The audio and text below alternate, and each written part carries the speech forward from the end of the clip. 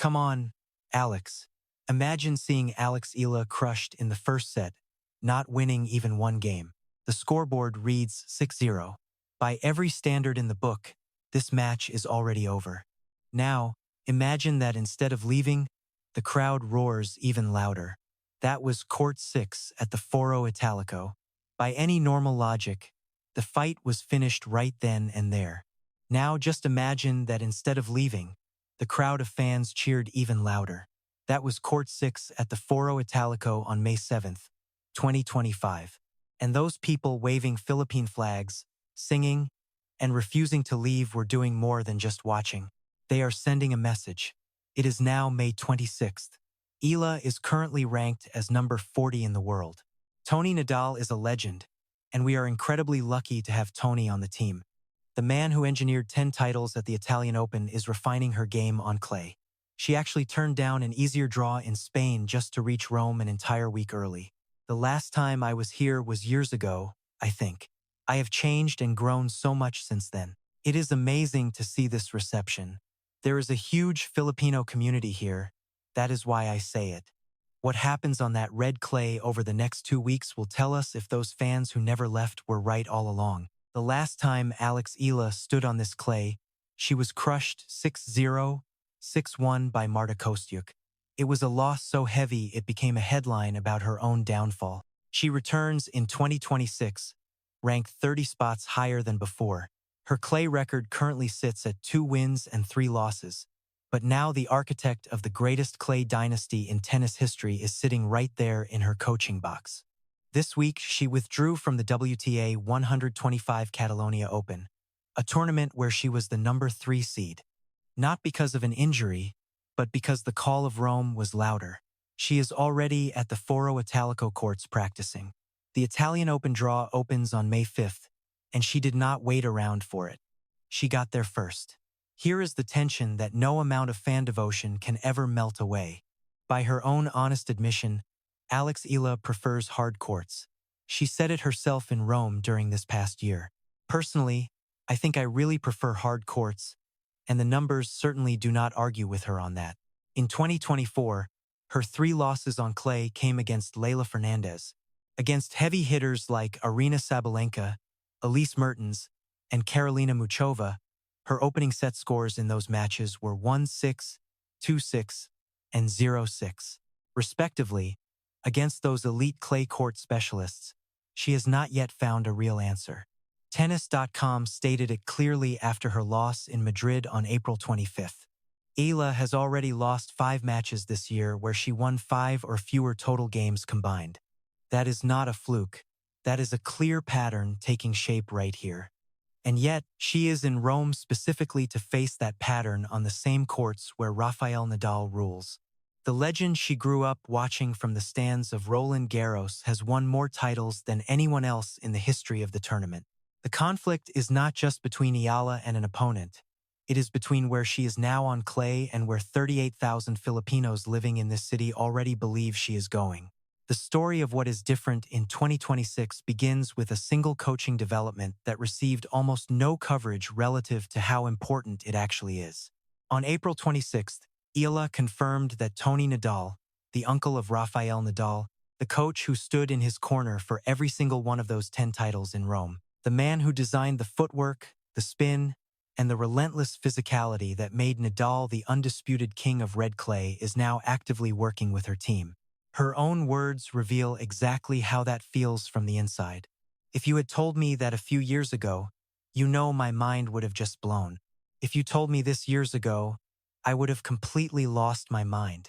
I would not have believed you. It is amazing. He has so much knowledge and can help my team immensely by bringing in all that necessary experience. He has so much knowledge that will clearly benefit my team. This is not some ceremonial partnership. Toni Nadal does not just lend his name to random projects. He coached one of the greatest athletes in sports history from childhood all the way through his professional career. He is now transferring that clay court blueprint, the one that led to 10 titles at the Foro Italico, to a 20-year-old from Quezon City. The Italian Open is the first major test to see if that knowledge has truly taken root. On Wednesday in April, Eala won her first clay match of 2026 in Linz against Julia Graber, who was ranked 80. She won 6-4, 6-3 in a calm and controlled performance. Exactly the profile of a player executing a fresh game plan instead of just going through the motions. After the match, the coach who later guided Fernandez to a win over Eala in Stuttgart had a message for Fernandez before their showdown. "My coach told me," he said, "you know she is not just going to go down. As you can see, she is a fighter. You're going to have to take this win from her. She won't just hand it over. She fights. You'll have to earn it. She's the kind of player who beats you one week and is already scouting the next opponent the day after." That was Eala, holding her own on the clay courts back in 2026. Now, think about what she's returning to. It's not just the court surface, it's the entire community. Rome is home to roughly 38,000 permanent Filipino residents. These aren't just visitors. They didn't just arrive for tournament week. They live here. It's the second largest non-Italian community in the capital. Data from 2025 shows over 156,000 documented Filipinos calling this country home. The Lazio region alone holds over a quarter of them. When Eala first arrived in Rome in 2025, her honest reaction was pure shock. She didn't expect to find such a massive Filipino population in Rome, but just walking down the street, she ran into fellow Filipinos 5 different times. When you're walking those streets and spot another Filipino, it feels like a total blessing. Having a community that big matters. It makes so many distant places feel just like home. She said that before playing a single point, before the battle began or the flags flew on court 6, imagine being a Filipino living and working in the heart of Rome. It is May 2nd. You've worked here for years, building a life in a country not designed for you. You hop on the metro to Foro Italico for a first-round WTA 1000 match. The score hits 6-0 in the first set. Your instincts tell you to walk away and avoid the embarrassment. Instead, the crowd gets louder. The flags fly even higher. The chanting begins. A video of that moment goes viral with the caption, "Despite the loss." Filipino fans on court 6 showered Alex Eala with love that took over social media within hours. It wasn't about a win. It was about something much more powerful than a victory. This community was proving their support doesn't depend on the scoreboard. It is deeper than results. That was then. Now, look at what has happened since. She finished the year ranked number 50, a career high, reaching number 22 in March 2026, the highest ranking for any Filipina in history. A massive win against top talent, a WTA 1000 semifinal, and a viral moment. Her Madrid 2026 interview reminded everyone she can command a crowd in 3 different languages at once. Those fans who stayed through that 6-0 loss in 2025, they weren't dreaming. They saw it coming. By April 2026, even after a tough loss to Mertens in Madrid, an expert with a podcast gave the world some context that every fan needed to hear. Greg Ruseski, a former world number 4 and US Open finalist, weighed in. He has spent years as one of the sharpest voices in tennis, especially regarding the clay court season. He speaks with the authority of someone who faced the greatest clay players of his generation. When Ruseski talks about the grind on clay, he is not just guessing. He is providing a diagnosis. Here is his take on Alex Eala's clay record before she hit Rome. Training with Rafa on clay changed everything. She has spent so much time with him. She knows the drill. It is becoming a physical battle. Her trajectory has reached a level that completely transcends the sport. She is like Manny Pacquiao. Anywhere you find Filipinos, they are talking about her. Her matches sell out automatically. She opens up entire markets just because people love her. I want to see her hit the top 20. Using Pacquiao's name to explain, Eala says it all. This is not about tennis stats. It is about a once-in-a-generation connection between an athlete and her nation. Pacquiao did not just win. He made millions feel seen. Ruseski recognizes that kind of cultural impact. He knows which players move markets versus those who just move points. Eala is the main event now. The Italian Open runs from May 5th through May 17th. After that, Eala heads to the WTA 125 event in mid-May. It is a deliberate plan. Total clay court immersion leading straight to the main draw at Roland Garros. Every match Eala plays in Rome is more than just a score. It is a data point for the ultimate question. In her 2026 season, can Toni Nadal's coaching turn into wins against elite clay court rivals before the French Open? The Italian Open draw is stacked. This elite field includes world-class players like the heavy hitter Aryna Sabalenka, Coco Gauff, Iga Swiatek, and Elena Rybakina. The draw is brutal, but a quarterfinal run requires 3 massive victories. Beating a field of that caliber would push Eala toward the top 35, nearing her career high on her favorite surface. There is real credibility at stake for 38,000 Filipinos in Rome who do not need a flight to see this happen. It is about visibility, something built over generations. 156,000 Filipinos now call Italy their home.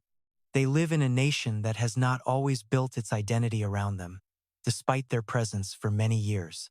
Often invisible in Italian public life, now 20-year-old Eala is stepping onto the biggest stage of her career.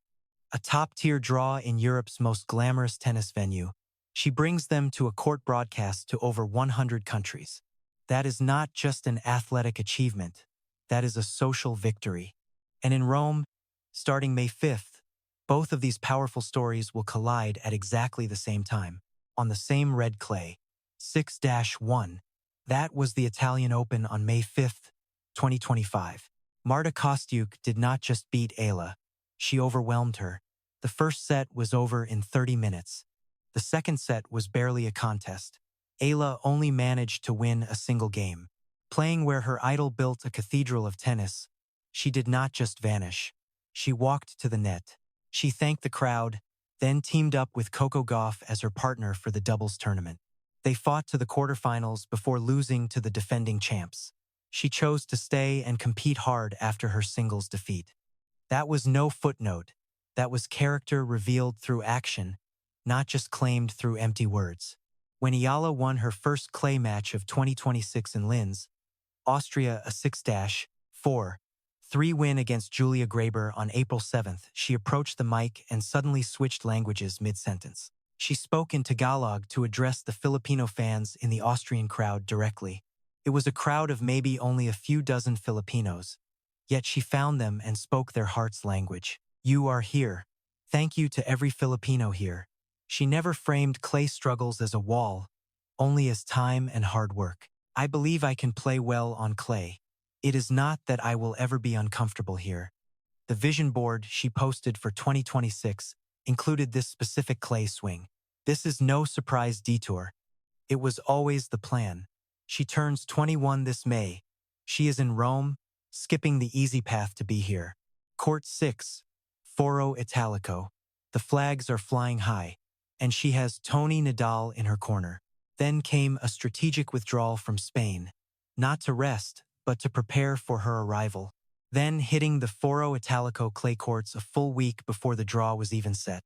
A player who refuses to let her first chapter in Rome be the final word. What you witnessed on that court in 2025 was not a defeat. It was the opening scene. The fans who stayed and sang in that empty stadium after the Kostyuk match were not confused by results. They were reading a story the scoreboard had not caught up to yet. Every subscriber, every fan account, every Filipino who took the metro to Foro Italico that day saw something the mainstream tennis press simply dismissed as a first-round exit. They saw a player worth following through the toughest times, and that hard part is almost finished. Eala is in Rome right now. Her clay court education under Toni Nadal faces its most critical test. Roland Garros is 3 weeks away. Now, here is the question worth debating down in the comments. Can Eala win 3 rounds at the 2026 Italian Open? And do you believe Toni Nadal's coaching has finally transformed her clay game? Put your predictions in the comments below. We read everyone. The draw drops on May 5th, the moment her first match is confirmed. This channel will be the first place to break down her path to the title, her opponent, and what the matchup means for her seeding at Roland Garros. If you are not subscribed, you will be reading about this elsewhere. The morning after it happens, instead of being here before it unfolds, that bell icon separates the fans following the story from those who only discover it once it is over.